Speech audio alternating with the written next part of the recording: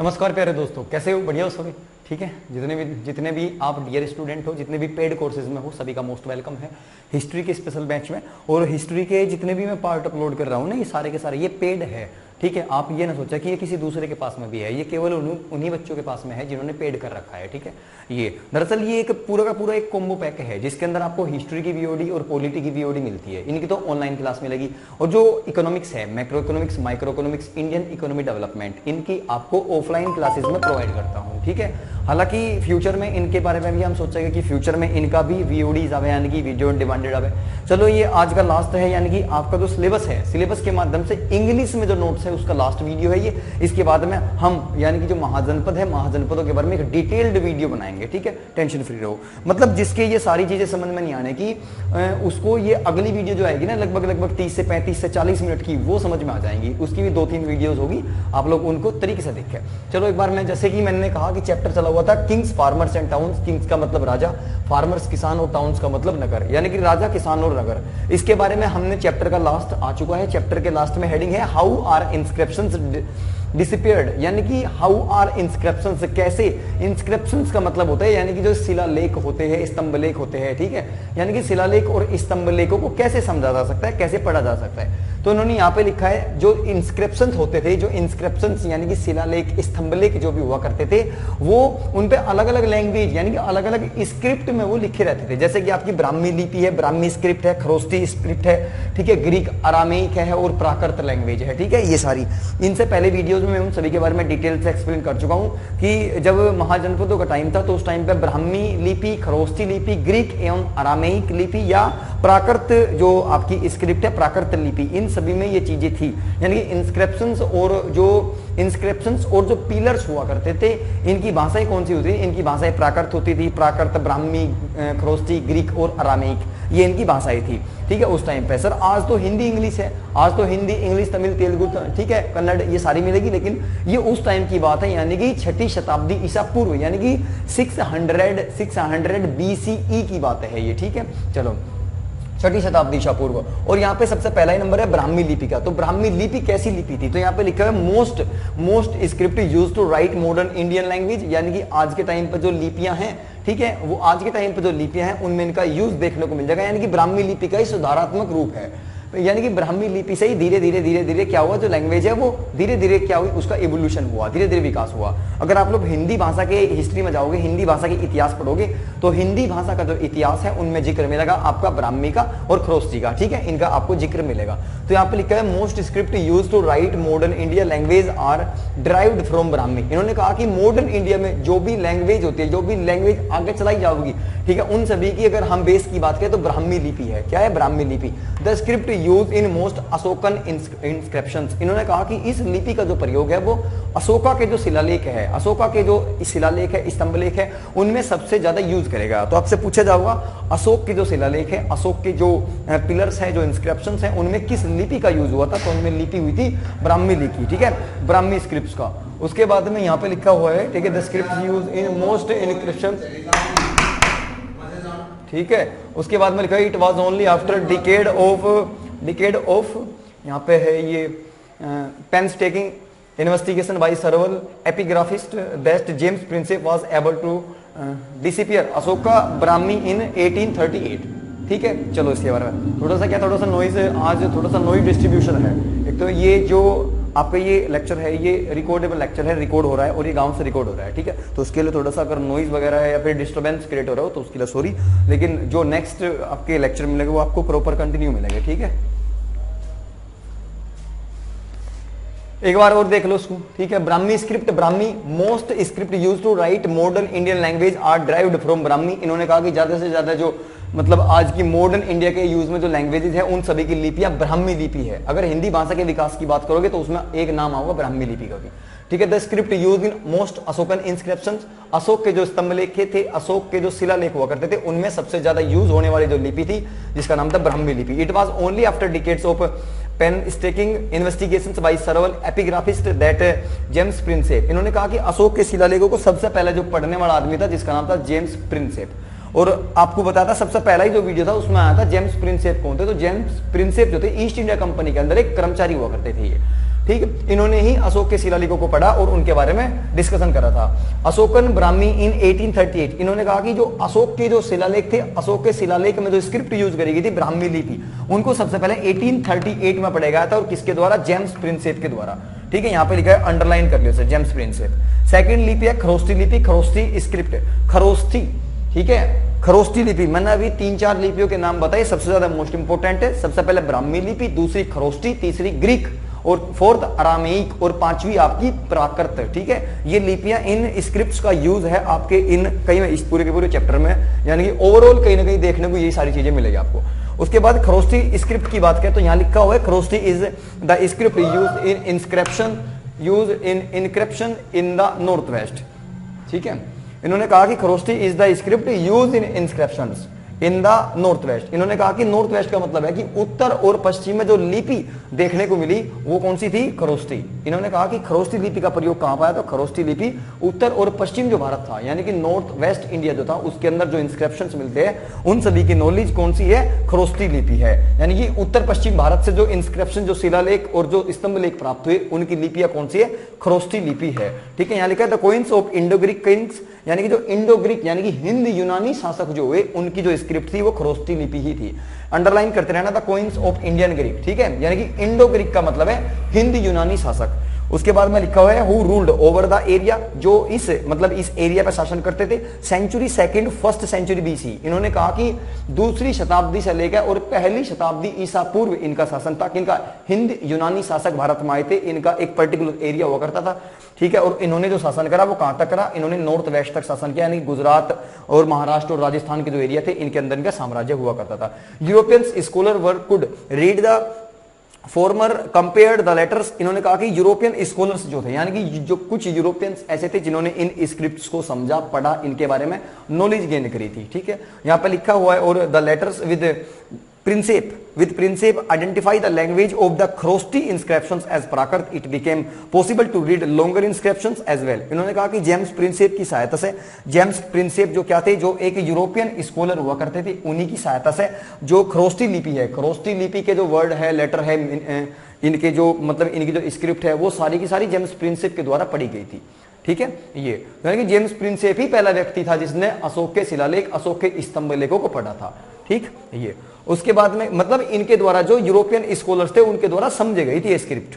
उसके बाद नेक्स्ट है एपिग्राफिस्ट एंड हिस्टोरिकल। एपिग्राफी का मतलब क्या हो? एपिग्राफी का मतलब होता है एक तरह से, देखो पिक्टोग्राफी क्या होती है? पिक्टोग्राफी होती है भाव एवं चित्रात्मक, और एपिग्राफी का मतलब होता है यानी कि इंस्क्रिप्शंस पढ़ने की जो कला है, यानी कि the study of reading inscriptions pillars. ठीक है, आपने देखा होगा इंस्क्रिप्शन यानी कि जो स्तंभ लेख होते हैं और शिलालेख होते हैं। पहला तो यही अपना जो कंफ्यूजन है यही दूर कर लो कि इंस्क्रिप्शंस क्या हो और पिलर क्या हो। देखो, एक तो स्तंभ लेख, एक हो शिलालेख। अगर मैंने मान के चलो कोई पत्थर की सिल वगैरह है, पत्थर का कोई पीस है, उस पर मैंने कोई भी चीज खुदवा दी तो उसको तो बोलते हैं इंस्क्रिप्शन, अभिलेख।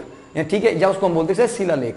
और अगर कोई पिलर तो जानते हो ना, जैसे मकान में पिलर खड़े होते हैं जिसको हम कोड़ा थाम वगैरह बोलते हैं, उनको उन पर अगर कोई चीज लिखी होती है, राइट डाउन होती है, तो उनको बोलते हैं पिलर्स। ठीक, इंस्क्रिप्शंस और पिलर में दोनों में अलग अलग फर्क है। तो अशोक के इंस्क्रिप्शंस भी मिले और अशोक के पिलर्स भी मिले। और ये सर क्यों लगवाते थे? इनका रीजन क्या था, क्यों लगवाते थे? देखो, अगर आप किसी रोड से जाओगे तो रोड जहां से स्टार्ट होगी वहां पे इंस्क्रिप्शन लगा मिलेगा आपको, किस मंत्री या किस पीएम या किस सीएम के शासनकाल के अंदर इस सड़क का निर्माण हुआ है, वो पत्थर लगा मिलेगा, उस पर सारी डिटेल आपको मिलेगी, उसको बोलते हैं इंस्क्रिप्शन। उससे पढ़कर हम ये पता लगाते हैं कि इस टाइम पे जो इस रोड का डेवलपमेंट हो वो किसके द्वारा हुआ, कौन सी सन में हुआ, कितनी लागत शुल्क आई, सारी चीजें। तो मतलब एक तरह का एविडेंस मानते हैं उसको। ठीक है, एविडेंस। उसके बाद नेक्स्ट यहां पर लिखा है एपिग्राफी, एपिग्राफिस्ट। देखो एपिग्राफी क्या होता है? एपिग्राफी का मतलब होता है, एपिग्राफी यानी कि जो स्तंभलेख और शिलालेख पढ़ने की जो कला है उसको बोलते हैं एपिग्राफी। और एपिग्राफिस्ट बोलते हैं जो लोग पढ़ने वाले होते हैं। जैसे जेम्स प्रिंसेप था, इसने तो पढ़ी ब्राह्मी लिपि और खरोष्टी लिपि, इसने पढ़ी, तो इसका मतलब जेम्स प्रिंसेप क्या था? एपिग्राफिस्ट था। ठीक है, एपिग्राफिस्ट।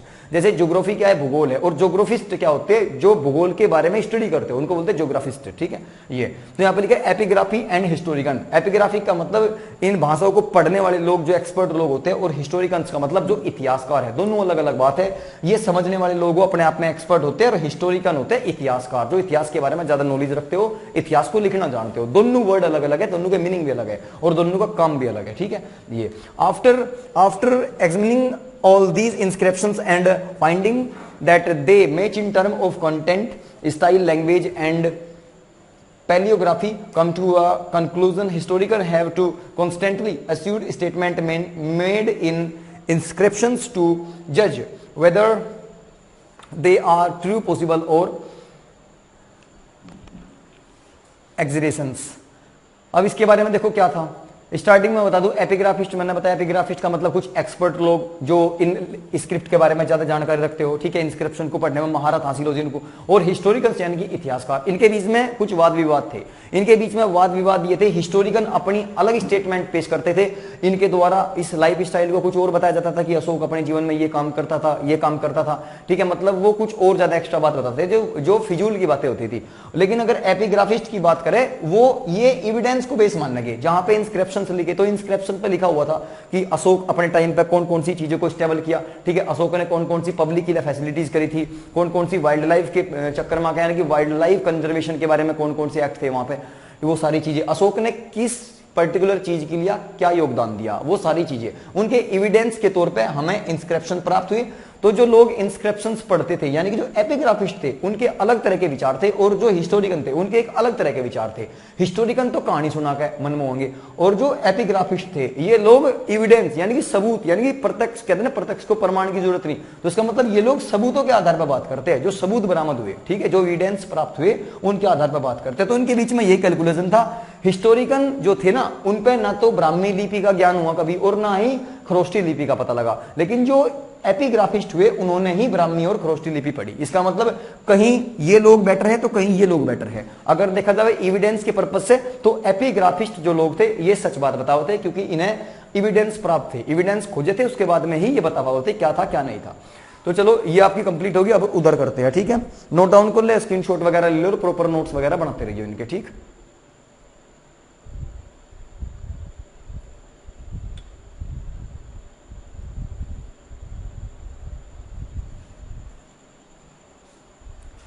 अब देखो यहाँ पे लिमिटाइजेशन लिखा हुआ है। लिमिटाइजेशन का मतलब होता है एक तरह से लिमिट में चीजों को रखना, ठीक है, लिमिट में रखना। It is probably evident that there are limit to what epigraphy can reveal.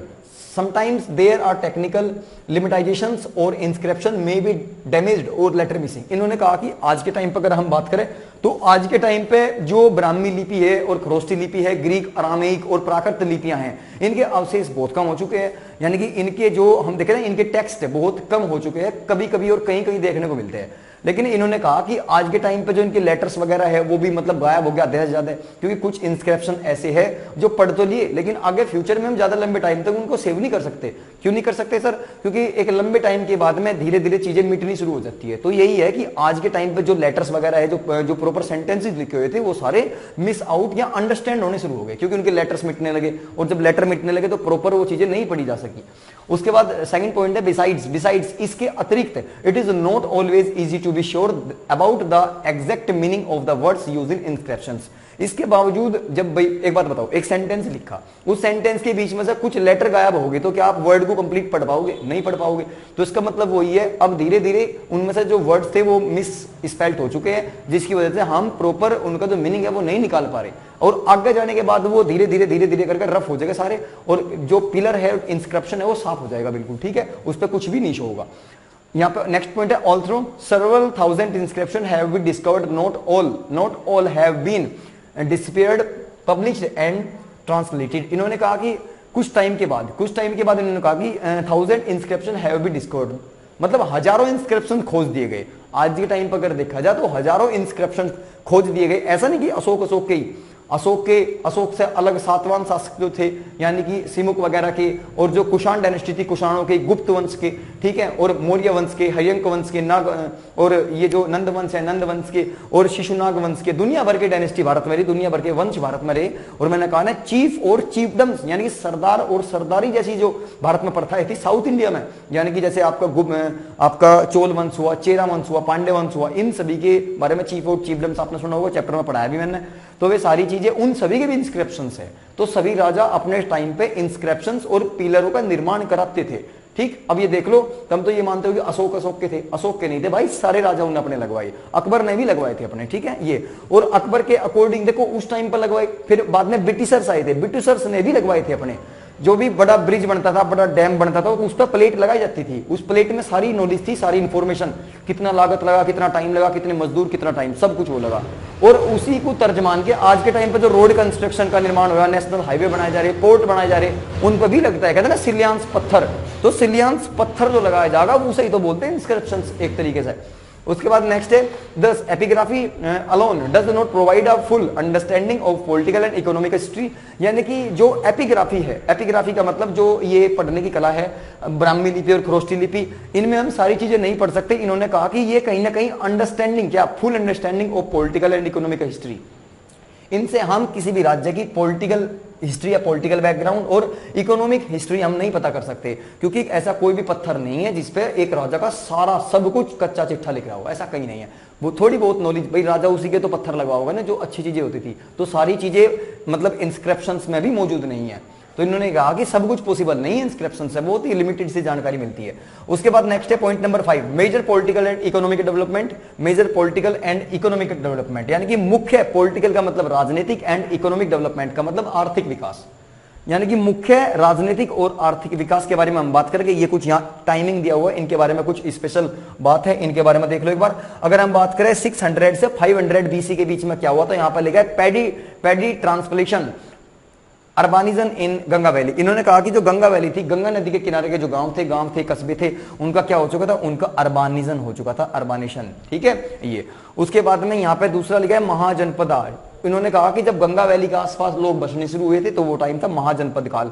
और महाजनपद की तो घटना है ये 600 से 500 बीसीई की, ठीक है। और पंच मार्केट कॉइन्स, ठीक, यानी कि कुछ कॉइन्स आए जिन पे अंगूठे वगैरह छपे हुए थे। उसके बाद में लिखा है 500 से 400 बीसी की, यानी कि 500 से लेकर 400 बीसी की, बीसीई की फुल फॉर्म होते हैं बिफोर क्राइस्ट एरा, ईसा पूर्व की घटनाएं।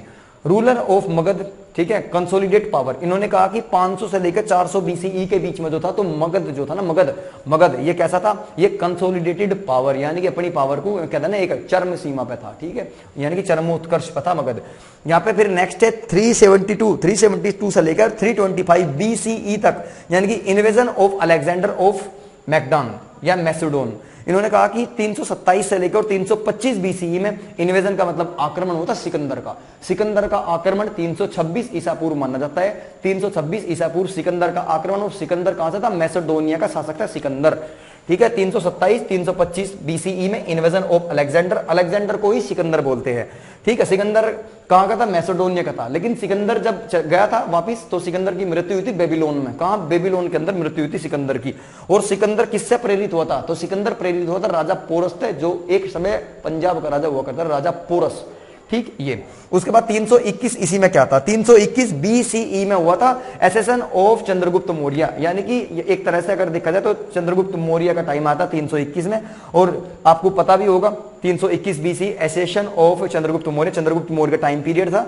227 से लेके 265 तक था शायद, और 231 बीसीई तक रीजन ऑफ अशोका, यानी कि अशोका का उदय हुआ, ठीक है। अशोक, महान अशोक, द ग्रेट अशोक कब आया था, 272 से लेकर 265 और 231 तक रहा BC, reign of Ashoka. Sir सबसे लंबा हिस्ट्री के अंदर सबसे लंबा शासक कौन रहा, सबसे ज्यादा लंबे टाइम तक राजा बनने वाला, तो राजा था राजा बिंबिसार। हिस्ट्री इतिहास के अंदर, भारतीय इतिहास में सबसे लंबा शासन किस राजा का रहा, तो रहा राजा बिंबिसार, जो हरियंक वंश के राजा हुआ करते थे। हरियंक वंश के संस्थापक यानी कि फाउंडर भी थे वो, पढ़ाया जाएगा वो भी। उसके बाद 185 बीसीई, 185 बीसीई में एंड ऑफ मौर्य एम्पायर, यानी मौर्य एम्पायर, मौर्य साम्राज्य का पतन कब हुआ था, तो ये हुआ था 185 बीसीई में। उसके बाद आया 200 से लेके 100 बीसीई, यानी कि Indo Greek rule in north west, यानी कि जो इंडो ग्रीक का मतलब था हिंद यूनानी शासक, हिंद यूनानी शासकों का कहां हुआ था, इनका एंट्री हुई थी इनकी इंडिया में 200 से लेकर 100 BCE तक। उल्टी चलती है BC, और BCE तो चलती है उल्टी, और जो CE है वो चलती है सीधी, यानी कि 200 से लेकर 100 BCE तक Indo Greek rule. Indo Greek का मतलब होता है हिंद यूनानी शासक, ठीक है। और इनका जो साम्राज्य था भारत में वो कहां था, नॉर्थ टू वेस्ट, यानी कि उत्तर से लेकर पश्चिम तक था। और ये कौन कौन से वंश थे, चोलाज, चेराज और पांड्याज, इनका भी शासन यहीं पे था, ठीक है। ये इन साउथ इंडिया, दक्षिण भारत में थे सातवांश इन द दक्कन। और साउथ में कौन सा वंश था, साउथ में सातवान वंश हुआ करता था, सातवान, ठीक है, सातवान। उसके बाद नेक्स्ट है 100 CE। अब देखो ये सारी की सारी ऊपर थी BCE में, लेकिन यहां से नीचे क्या होगा, यहां से नीचे शुरू होगी CE, यानी कि सेंचुरी, यानी कि क्या, क्राइस्ट एरा। उसके बाद में यहां लिखा है 100 CE में सका रूलर इन नॉर्थ वेस्ट, यानी कि जो शक शासक थे, शक शासक का साम्राज्य शुरू हुआ था कहां, उत्तर से लेकर पश्चिम तक, यानी कि जम्मू कश्मीर से लेकर और गुजरात तक का, ये पड़ता है आपका नॉर्थ वेस्ट। उसके बाद 320 CE में beginning of Gupta ruler. 320 CE में किसका उदय हुआ था, जो गुप्त वंश था, गुप्त शासकों का उदय हुआ था। उसके बाद 335 से 375 तक CE, 335 से लेकर 375 CE तक समुद्रगुप्त का टाइम था, समुद्रगुप्त। और गुप्त वंश का सबसे फेमस राजा हुआ करता समुद्रगुप्त, और समुद्रगुप्त को ही क्या कहा जाता, समुद्रगुप्त को ही भारत का नेपोलियन कहा जाता है, भारत का नेपोलियन, यानी कि who was the Napoleon of India, Samudragupta. क्योंकि समुद्रगुप्त ने नॉर्थ इंडिया के बहुत सारे राजाओं को पराजित किया था, और साउथ इंडिया के भी बहुत सारे राजाओं को पराजित किया था, ठीक है। ये उसके बाद में ये कहा गया कि जो समुद्रगुप्त था वो दुश्मनों का दुश्मन, दोस्तों का दोस्त था, ठीक है। ये उसके बाद 500 से लेकर 600 CE तक क्या था, तो यहां पे लिखा था चालुक्य वंश स्थापित हुआ था कहां पे, कर्नाटक में। कर्नाटक के अंदर एक नया वंश स्टेबल हुआ था जिसका नाम था चालुक्य वंश, Chalukya end of the pillar in Tamil. और इन्होंने कहा कि पल्लव है ये, पल्लव, PALLAV, पल्लव।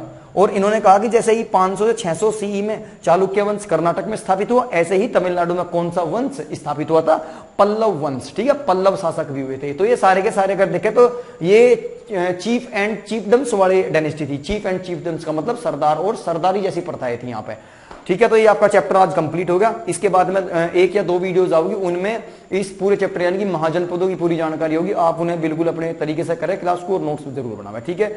ठीक है दोस्तों, थैंक यू।